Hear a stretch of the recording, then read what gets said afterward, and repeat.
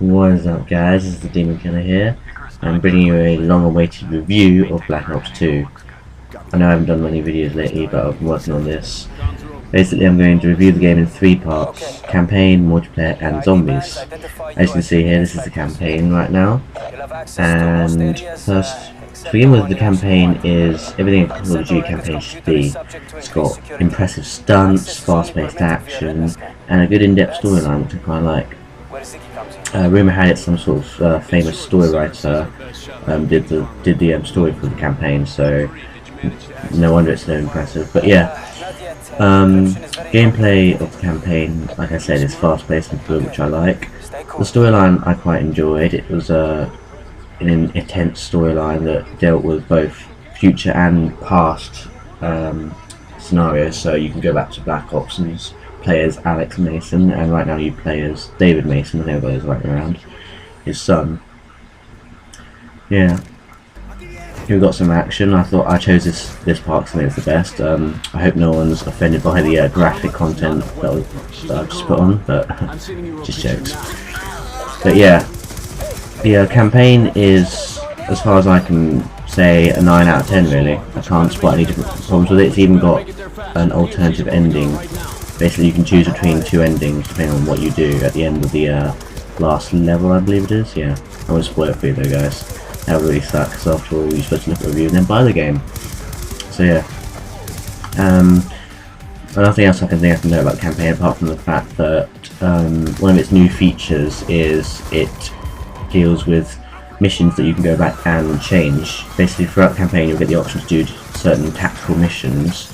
They're like a real-time strategy mission where you get to control different units and hot swap between them. And you've only got a certain number of campaign missions to do them before they are otherwise failed, which is quite interesting.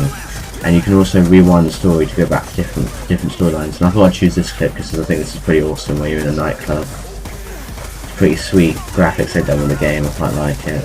Yeah, I've got no complaints about the graphics either. They're quite good.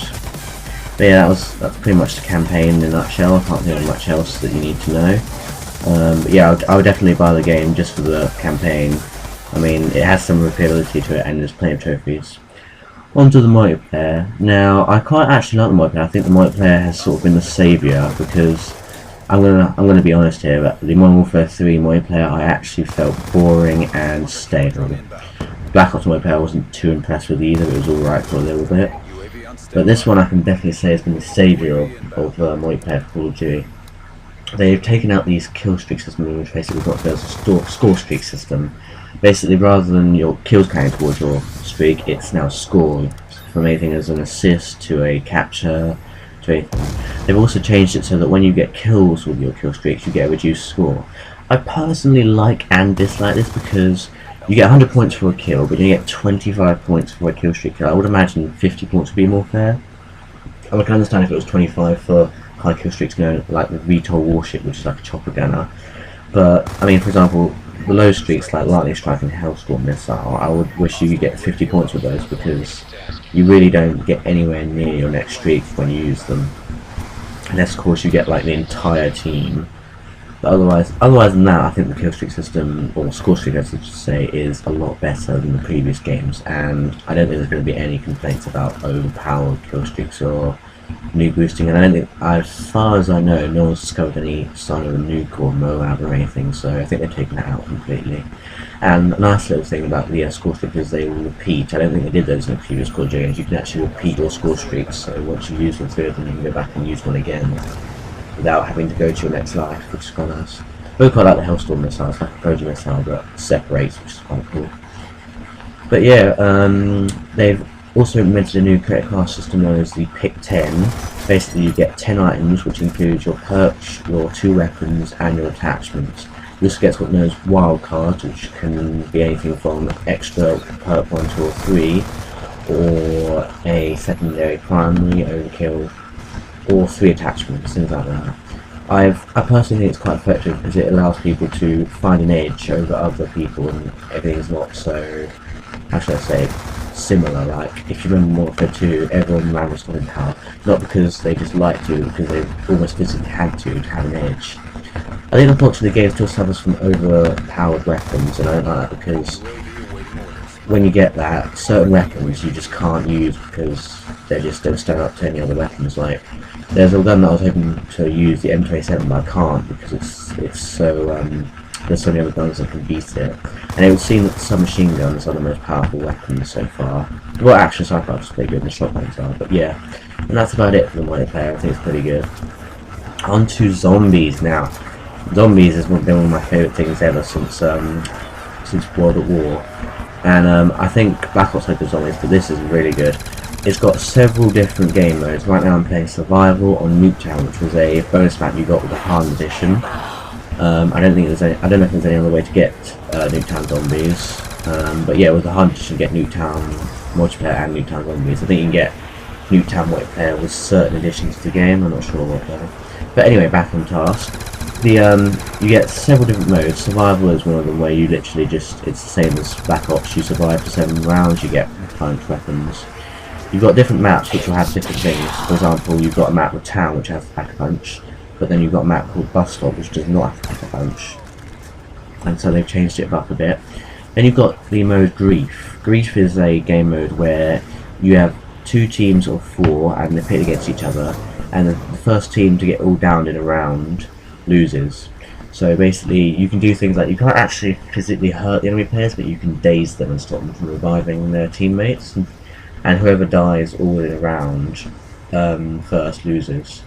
It's quite interesting because it means you have to keep an eye on your teammates, and you have to try and, sometimes you have to try and not kill zombies so you can get the enemy team down. It's quite interesting.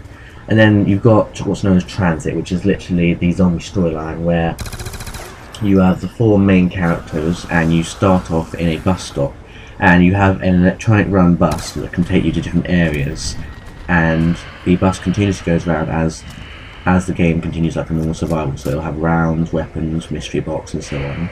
Right now I'm just listening to a little Easter egg they put in, because I haven't confirmed this completely, but by the looks of it, Nuketown takes place during the events of Moon, and on the round I am at now, 25, these zombies go from orange to blue, their eyes, which means that Samantha is being taken out by Richtofen in a sense, and he's being put in place.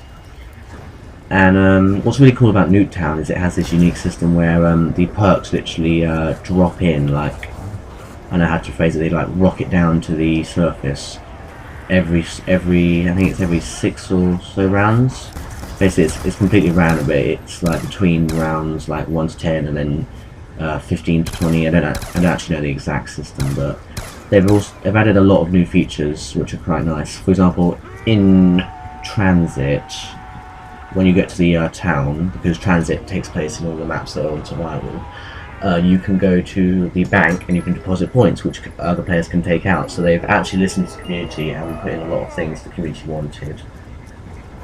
Aside from that, I think Zombies is pretty awesome. It's even got a ranking system. I forgot to mention, it's got a ranking system that actually goes up and down depending on how high you get on different rounds. So if you have around 30, your emblem will go up, but then if you have around like 5, it will decrease. That's as far as I know. Like I said, this is all not been confirmed, but it's basically from what we can tell so far. And yeah, that's about it. I would say overall the game is a definite good Call of Duty. I would say it's a sort of saviour, because in all honesty, Modern Warfare 3 and Black Ops did not impress me, but this game definitely has impressed me, and I'm getting tons of hours out of it. And yeah, I'll give it a 8 or 9 out of 10. I can't see too many flaws with it at the moment. Any bugs or glitches will obviously be cleared up. This is still obviously early days. And yeah, as far as I know, there's a new thing called Season Pass, which gets you access to all the DLCs. I don't know if that's exclusive to Xbox or no, or if Xbox has the upper advantage. I'm hoping they haven't, but, well, you know, that's Treyarch and Activision for you. But yeah, that's about it. If you're looking to buy this game, I would suggest you buy it if you're a Call of Duty fan, or even if you're not, you'll get lots of fun out of this game, whether you're interested in solo, multi, or zombies. But yeah, that's been my Black Ops 2. I hope you've enjoyed. If you have, please subscribe. I haven't been putting many videos out lately, but I'm meaning to change the way I put out videos. I'll be putting lots more time into them, and I'll be releasing less videos with more quality. Less quantity, more quality, as they say. So yeah, if you like Black Ops 2 or if you like Battlefield or any of the big games at the moment, please subscribe to my channel and I promise to bring you more. This is Demon Killer 82.